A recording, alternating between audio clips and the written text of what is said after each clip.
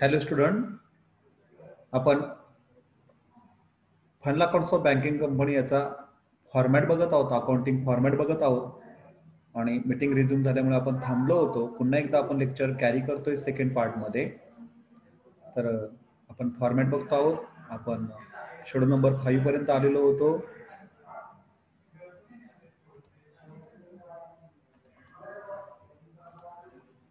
Okay, repeat on bill discounted वर मी बोलत होतो. बघा इथे ह्या पद्धतीने आपण अमाऊंट घेऊन टाकल्या त्याच्या.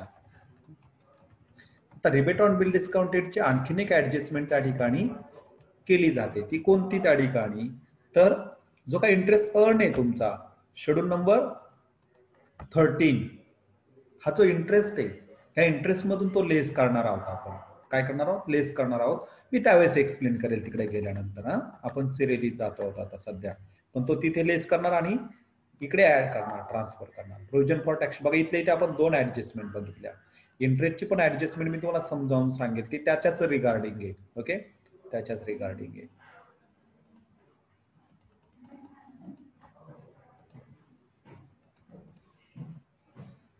ओके, पुढे cash and balance with RBI. मी जसं म्हटलं डिपॉझिटचं शेड्यूल सोपं आहे. आता असेटचे शेड्यूल्स बघायला लागलो. हे सर्व आयटम कुठे असणार आहे तरी तुमच्या ट्रायल बॅलन्सच्या लायबिलिटी साईडला. हे सर्व आयटम म्हणजे याच्यातले जे काही आयटम ट्रायल बॅलन्सचा अभ्यास करत असताना कुठे बघायचे हे सर्व? कुठे बघायचे हे सर्व? हे सर्व बघायचे कुठे? ट्रायल बॅलन्सच्या क्रेडिट साईडला. याची टोटल करायची राहिली आपली. टोटल 5.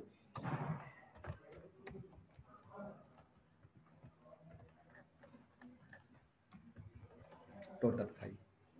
आता पुढे आपण बघा शेड्यूल नंबर 6 बघतो आहोत. आणि कसलं शेड्यूल्स आहे ते? हे शेड्यूल्स आहेत असेटचे, बरं का. बघा तुम्हाला समजण्यासाठी वाटलंच तर मी ते एक डेव्हलपमेंट करू शकतो.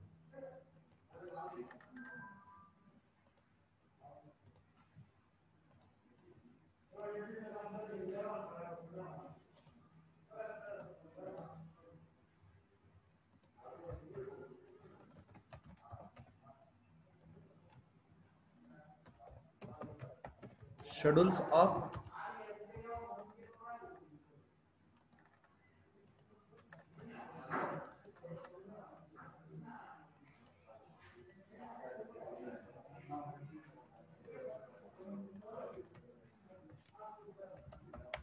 Liabilities side. ओके, नंतर हे किती आहेत? 1 2 3 4 5.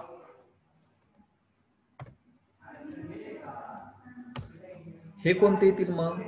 Schedules of assets.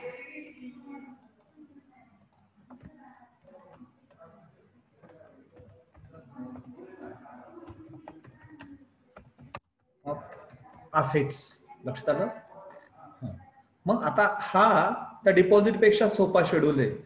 तुमच्या ट्रायल बॅलन्सच्या डेबिट साईडला 2 आयटम असतात. एक असतं कॅश इन हँड. ती कॅश इन हँड इथे घ्यायची. ओके, ज्या मुलांना अकाउंटिंग येत नाही ते हे 2 शेड्यूल मात्र परफेक्ट बनवतात. कॅश इन हँड आणि cash with RBI, reserve bank of India मध्ये जे काही कॅश शिल्लक येते, या दोनच आयटम असतात. इथे 2च आयटम असतात. काही ऍडजस्टमेंट नाही, काही नाही, काही नाही, काही नाही. ओके, हे झालं तुमचं schedule number 6 ready.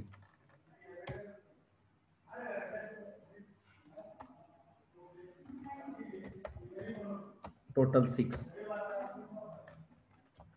Total 6. Okay, त्यानंतर 7 number balance with bank and money at call and short notice. इथे देखील 3च आयटम असतात. नंबर 1 चा आयटम असतो इथे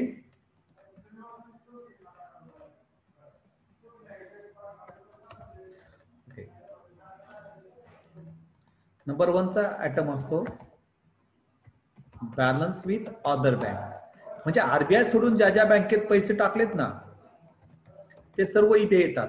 ते सर्व इथे येतात, अदर बँक्स. नंबर 2 चा आयटम येतो मनी ऍट कॉल नंबर 3 चा येतो. कधी कधी दोन्ही एकत्र असतात. मनी ऍट कॉल शक्यतो एकत्रच घेऊयात आपण. And short notice. ओके, तर हे दोन आयटम त्या ठिकाणी येतात. याची टोटल या ठिकाणी आपण घेतली आउटरला. Okay,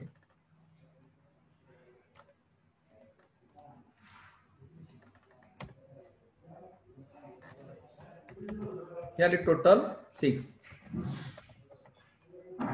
sorry total 7. टोटल 7. आता इन्व्हेस्टमेंट, जेवढ्या काही इन्व्हेस्टमेंट त्या ठिकाणी केलेल्या असतील त्या सर्व इन्व्हेस्टमेंट मध्ये येतात. त्या सर्व इन्व्हेस्टमेंट मध्ये येतात. मग त्यामध्ये कुठल्या कुठल्या इन्व्हेस्टमेंट येतात? Number 1, investment in shares, investment in debenture, investment in debentures. आणखीन काही त्या ठिकाणी इन्व्हेस्टमेंट असतील तर त्या सर्व इन्व्हेस्टमेंट आपण त्या इन्व्हेस्टमेंट मध्ये घेत असतो. ते सिक्युरिटीज मध्ये असेल, government security, government securities. Okay, government securities नंतर आणखीन त्या ठिकाणी कदाचित बॉन्ड्स वगैरे असतील तर ते बॉन्ड्स वगैरे पण येतात. अदर अप्रूव्ड सिक्युरिटीज पण येतं.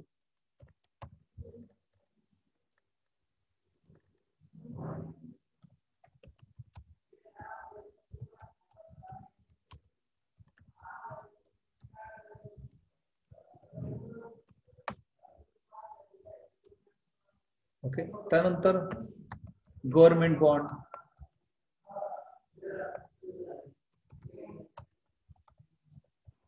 Okay, government bonds. त्या पद्धतीने गव्हर्नमेंट बॉन्ड्स पण येतात तिथे. झालं. तर ह्या सर्व याच्या व्यतिरिक्त काही जरी इन्व्हेस्टमेंट त्या ठिकाणी दिला असेल असेट साईडला तर त्या सर्व इन्व्हेस्टमेंट मध्ये येतात.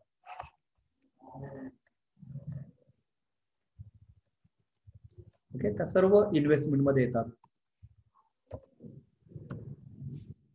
झालं बघा, हे 8 नंबरचं शेड्यूल आहे.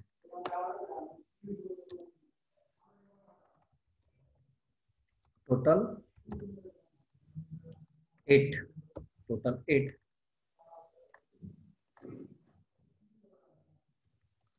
त्यानंतर टोटल 9 ऍडव्हान्स आहे. 2च आयटम असतात त्याच्यामध्ये. एक असतो bills discounted and purchased. This bill discounted and purchased. Okay.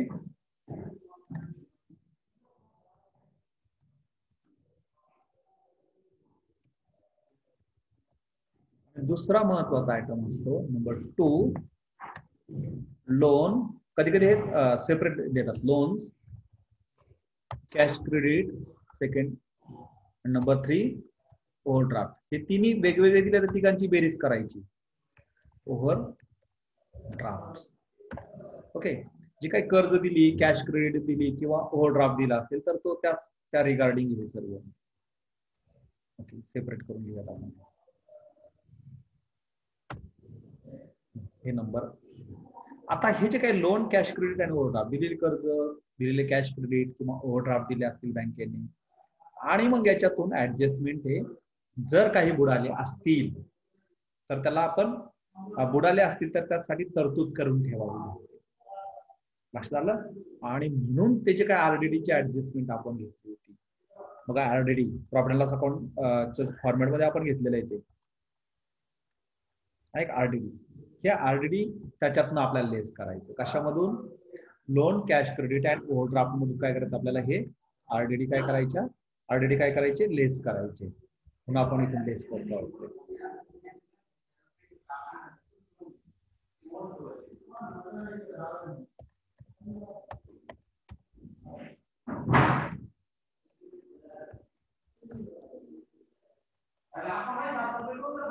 हे आरडीडी काय करायचं? लेस करायचं.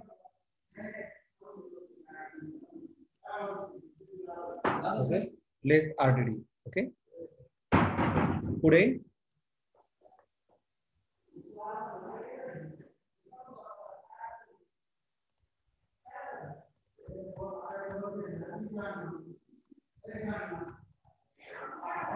हे आरडीडी काय केलं आपण त्याच्यातनं लेस केलं.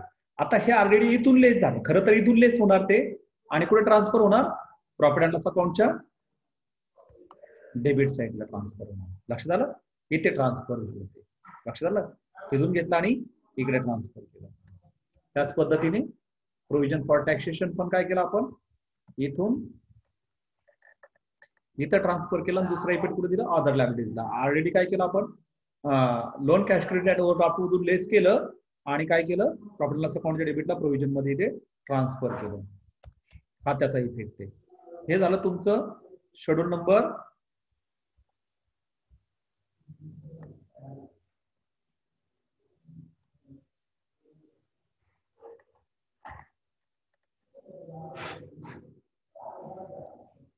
9. ओके, त्याचा आउटरला बॅलन्स घेऊ आपण, त्याचा आउटरला बॅलन्स घेऊयात आपण आणि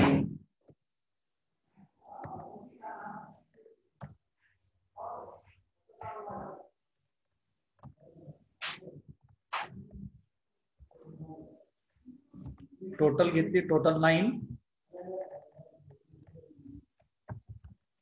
ओके, टोटल 9.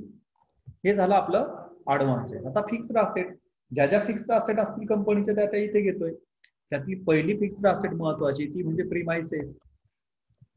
प्रीमायसेस, आता प्रीमायसेसचा कधी ते ओपनिंग बॅलन्स देतात आणि चालू वर्षी परत काही प्रीमायसेस खरेदी झाले अशा ऍडजस्टमेंट असते.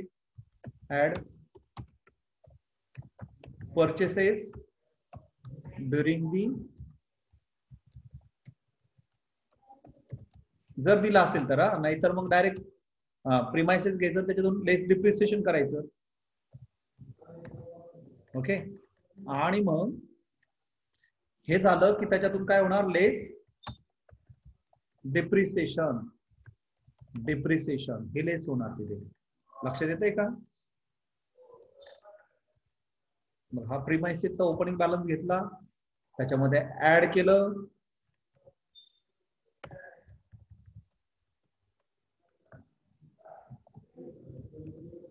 आणि त्याच्यातून लेस डिप्रिसिएशन केलं आणि ह्या बॅलन्स इकडे आउटरला घेतलं. जसं डिप्रिसिएशन घेतलं त्याच पद्धतीने बाकीच्या जेवढ्या काय फिक्स्ड असेट असतील त्या बँकेच्या, त्या पण बाकी फार काय देत नाही शक्यतो तुम्हाला त्या असेट. बाकीच्या फारशा असेट दिलेल्या असत नाही. देतात तर काय देतात, ते फर्निचर वगैरे देतात.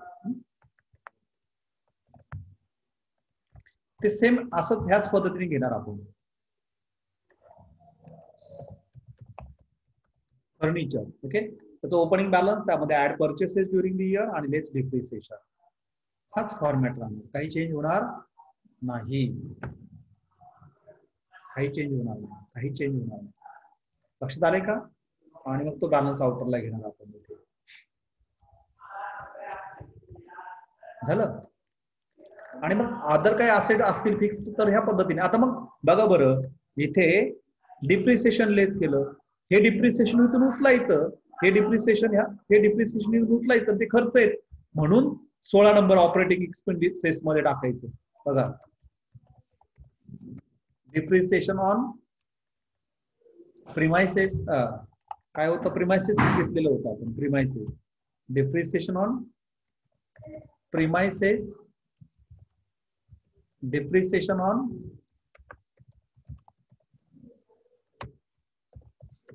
फर्निचर, काय असेल बिल्डिंग वगैरे काय असेल ते आपण इथं फॉर एक्झाम्पल 2 आयटम घेतले, तिथून टाकायचे ते आणि इकडे ट्रान्सफर करायचे फक्त ते कुठे, ऑपरेटिंग एक्सपेन्सेसला. कुठे, ऑपरेटिंग एक्सपेन्सेसला, किंवा एक्सपेंडिचरही म्हणू शकता तुम्ही त्याला, एक्सपेंडिचरही म्हणू शकता. लक्षात आलं? तर ते हे झालं फिक्स्ड असेट तुमचं इथे.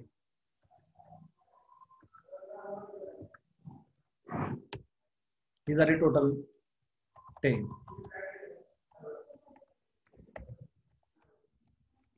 टोटल 10 झालं. त्याच्यानंतर टोटल टाइप. त्याच्यानंतर अदर असेट. अदर असेट्स मध्ये कोणत्या कोणत्या असेट्स येतील की ज्या समजा सपोज फॉर एक्झाम्पल काही असेट या बँकेच्या नसतात तर आपण नॉन बँकिंग असेट म्हणतो, मॉर्गेज म्हणून घेतलेल्या त्या non banking asset other asset मध्ये लिहिल्या जातात. तारण म्हणून ज्या जप्त केलेल्या असतात किंवा तारण म्हणून ज्या आलेल्या असतात नॉन बँकिंग असेट की ज्या असेटचा बँकेच्या व्यवसायाशी काही संबंध असत नाही त्या नॉन बँकिंग असेट्स त्या ठिकाणी. जसं इंटर ऑफिस ऍडजस्टमेंट जर क्रेडिटचा बॅलन्स होता तर आपण तो अदर लायबिलिटीजला घेतला बघा इथे, अदर लायबिलिटीजला घेतला. तसा हा जो आयटम आहे तो जर डेबिटचा बॅलन्स असेल, कोणता बॅलन्स असेल, डेबिटचा बॅलन्स असेल तर तो कुठे घ्यायचा, तो असेट्सला घ्यायचा. कुठे घ्यायचा, असेट्सला घ्यायचा. एवढं लक्षात ठेवायचं. कुठे घ्यायचा, असेट्सला घ्यायचा. नंबर 3 तो इंटर ऑफिस ऍडजस्टमेंटचा बॅलन्स घेतला आपण. त्याच्यानंतर आपण ऍडव्हान्स मध्ये टॅक्स पे केला. टॅक्स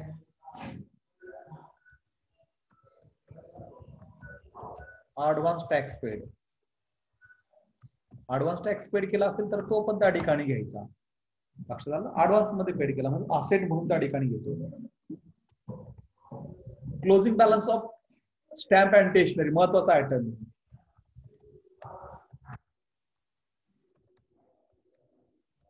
याच्यावर ऍडजस्टमेंट पण असते.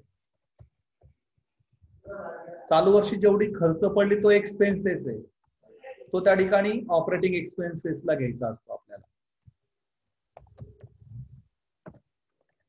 ओके,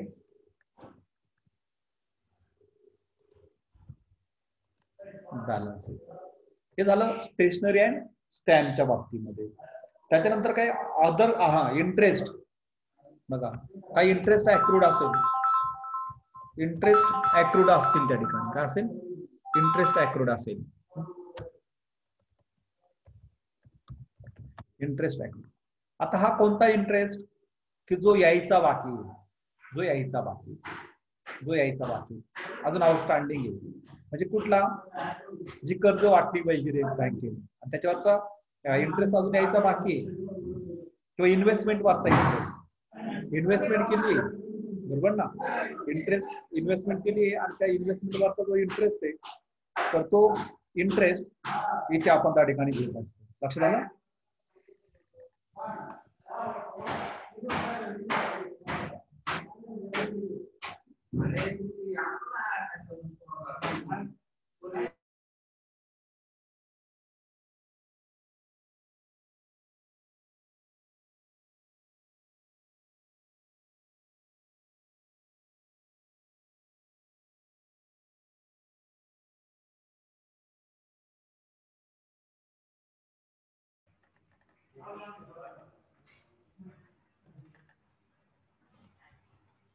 ठीक आहे,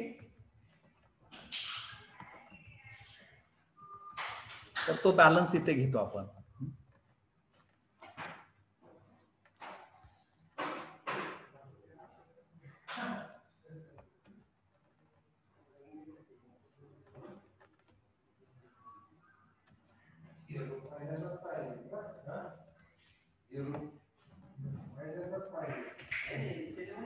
हे झालं टोटल 11, हे झालं टोटल 11.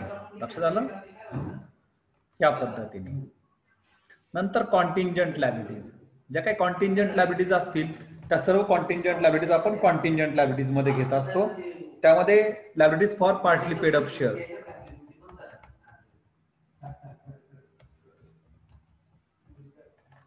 डबल टी झाला, liabilities for partly paid up shares. Okay, त्याच्यानंतर बाकीच्या ज्या काही कॉन्टिंजंट लायबिलिटीज असतील, एन्डॉर्समेंट वगैरे, तर त्या एन्डॉर्समेंट वगैरे आपण त्या ठिकाणी घेत असतो. एक्सेप्टन्सेस,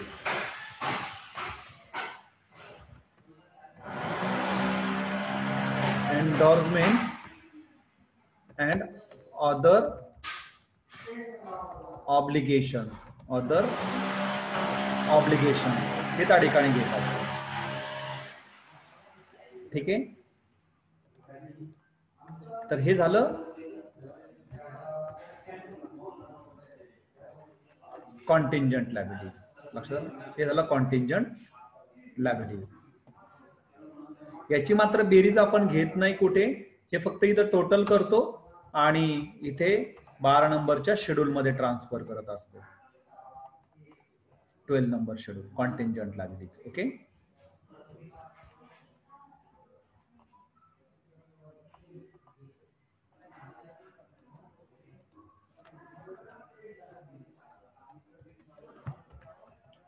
टोटल 12 झालं. हे झाले बॅलन्स शीटचे शेड्यूल. आता हे जे शेड्यूल्स आहेत पुढचे, हे शेड्यूल्स कसले असतील? प्रॉफिट अँड लॉस अकाउंटचे शेड्यूल्स येते. कसले? प्रॉफिट अँड लॉस अकाउंटचे शेड्यूल्स येते.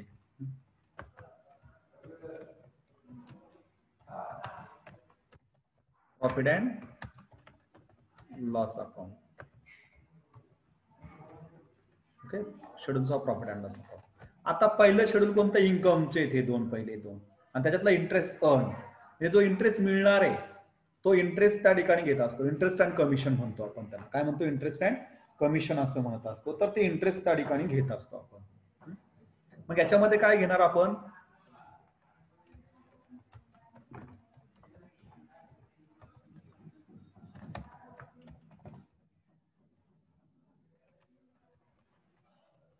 रिसिव्ह. जे काही इंटरेस्ट अँड कमिशन रिसिव्ह होतं ते इथे घेतो, पण इथे ऍडजस्टमेंट आहे बघा. जो याच्यावरचा जो काही डिस्काउंट आहे, डिस्काउंट ऑन बघा, हा जो अनएक्सपायर्ड डिस्काउंट आहे, इथे आपण जो घेतला होता 5 नंबरच्या शेड्यूल मध्ये रिबेट ऑन बिल डिस्काउंटेड, तर तो याच्यातनं आपल्याला लेस करायचा असतो. तो याच्यातनं काय करायचा असतो? लेस करायचा असतो. लेस.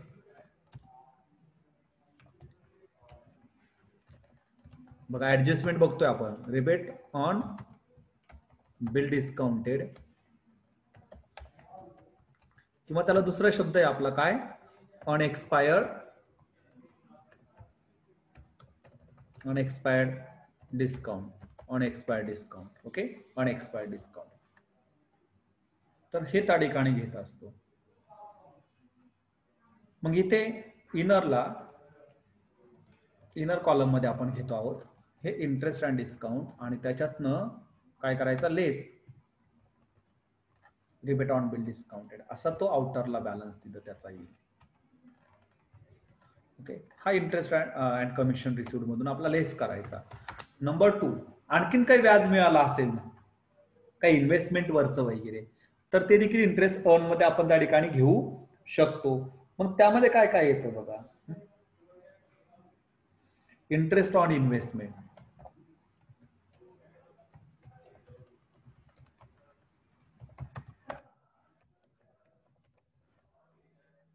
कमिशन झाला. डिस्काउंट. Interest and discount.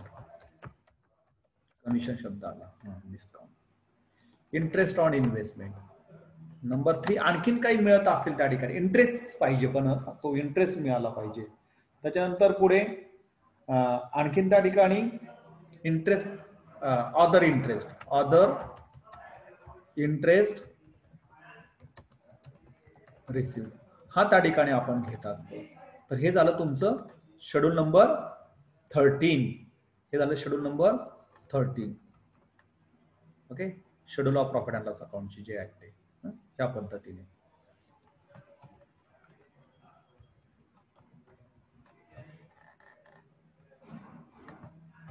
जेवढे काही इंटरेस्ट मिळाला असेल तो याच्यातनं घेत असतो आपण. कुठे घेत असतो? याच्यामध्ये घेत असतो.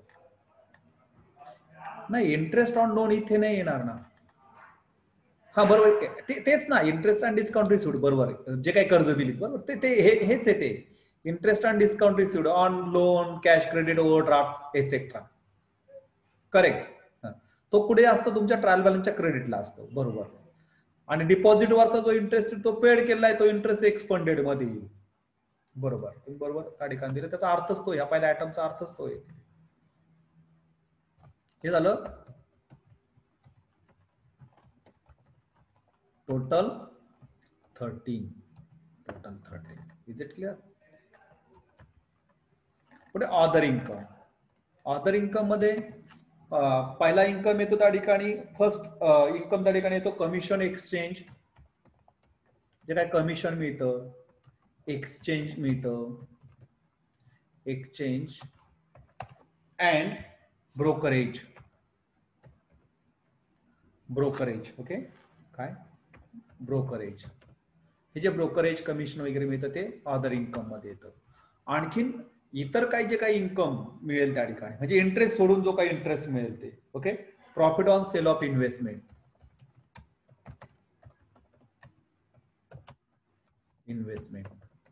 पण आता इथे लक्षात घ्या, लॉस आला तर एक्सपेन्सेसला नाही टाकायचा आहे, तो याच्यातूनच लेस करायचा. Less loss on sale of investment. Okay, investment तो इथे टाकायचा आहे. त्याच्यानंतर number 3, profit on sale of fixed assets. Fixed asset sale झाले असेल त्याच्यावरचा profit, same less loss on sale of. आता तुम्ही मला इथे समजा प्रॉफिट नाहीच आहे, फक्त लॉस आहे, तर तो मायनस अमाऊंट येईल इकडे. इकडे मायनस अमाऊंट म्हणून ती घ्यायची. ओके, मायनस मध्ये येईल, पण एक्सपेन्सेसला तो लॉस ट्रान्सफर नाही करता येत, तो अदर इन्कम मधूनच तिथल्या तिथे आपल्याला ऍडलेस करावा लागतो. लक्षात आलं? फक्त लॉसच असेल तर काय करणार, तर मायनस फिगर तुम्ही आउटरला घेणार आहात.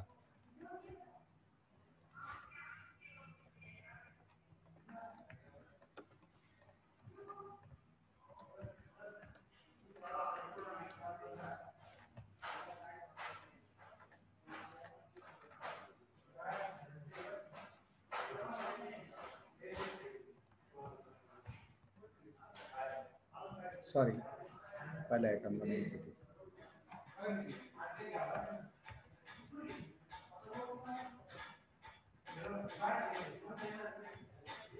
झालं?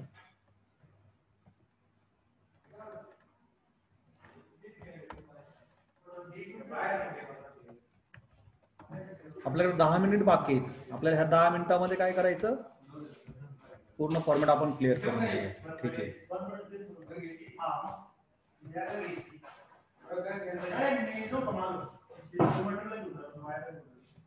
ओके झालं. हे झालं total 13, total 14 sorry.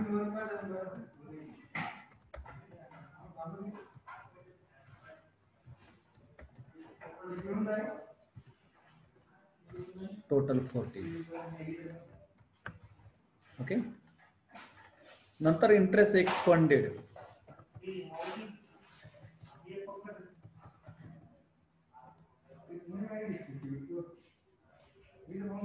Interest expanded, जो काही इंटरेस्ट पेड झाला असेल,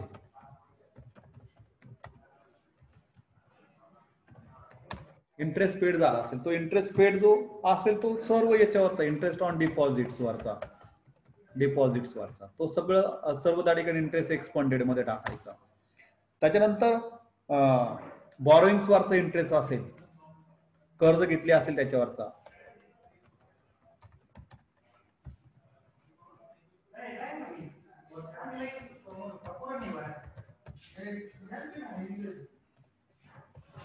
बॉरोइंग्स वरचा जो इंटरेस्ट असेल, आणि अदर इंटरेस्ट पेड, जो काही इंटरेस्ट पेड केला असेल तो सर्व.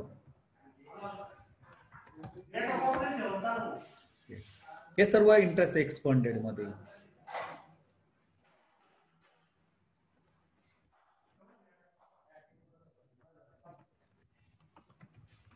ओके, हा सर्व इंटरेस्ट एक्सपेंडेड पेड मध्ये.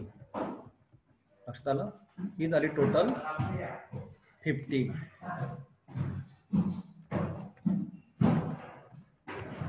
Total 15.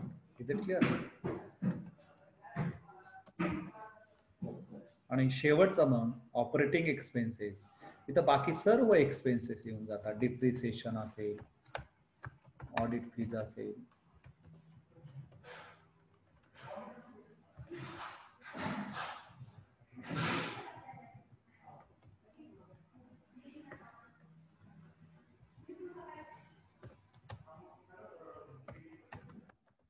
salaries to staff,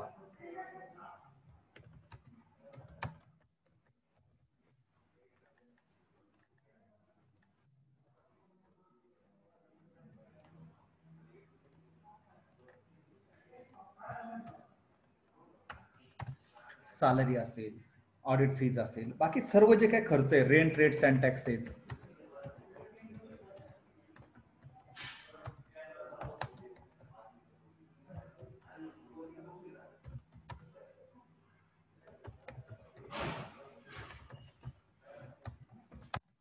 stamps, okay, 7 traveling expenses,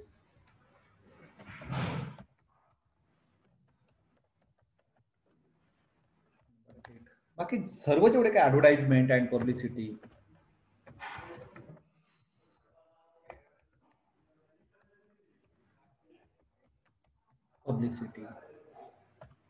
number 9 director fees,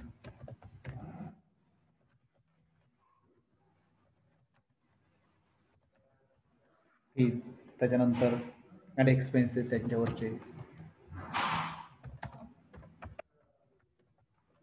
number 10 bonus, number 11 contribution to provident फंडामध्ये काही कॉन्ट्रीब्युशन केलं असेल तर,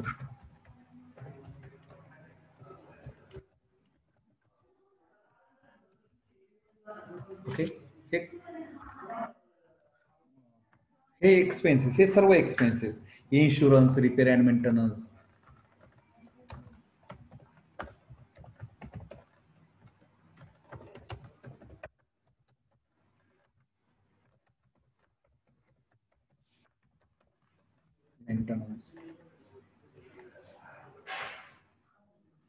म्हणजे सर्व जे काय खरं लॉ चार्जेस असतील,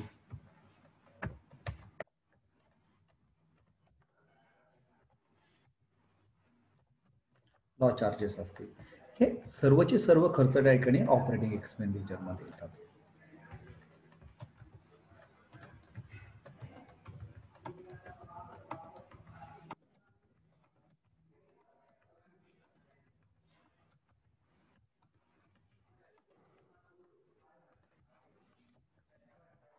ओके, आणि मग ही झाली शेवटची टोटल आपली.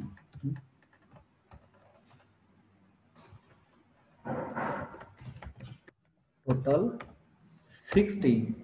आणि मग मित्रांनो फक्त काय करायचं, सर्व शेड्यूलच्या टोटल्स उचलायच्या आणि या फॉर्मॅटमध्ये टाकून द्यायच्यात,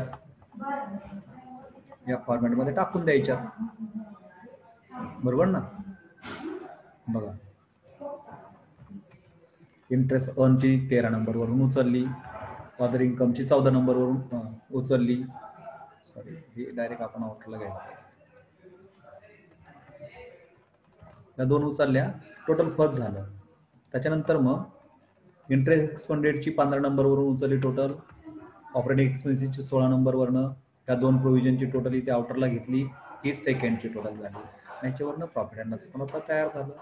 नंतर शेड्यूल नंबर 1 to 5 जे आहेत त्याची टोटल आपण त्या ठिकाणी कॅपिटलमध्ये घेतली, रिझर्व्ह अँड सरप्लसची रिझर्व्ह अँड सरप्लसमध्ये, बॉरोइंग्समध्ये, डिपॉझिटमध्ये, अदर लायबिलिटीजची अदर लायबिलिटीजमध्ये ती टोटल झाली. सिमिलरली 6 नंबर समोर जस्ट आपल्याला तिकडच्या टोटलिंग घ्यायच्या, तिकडे ते खरं काम आपलं तिकडेच झालेलं असतं, इकडे फक्त जस्ट आपण कॉपी पेस्ट करतोय त्याच्या टोटलिंग, आणि मग इथे आणि 12 नंबरची 12 नंबरमध्ये घ्यायची, इथे आपला प्रॉब्लेम टॅली होतो. समजलंय का मग तुम्हाला?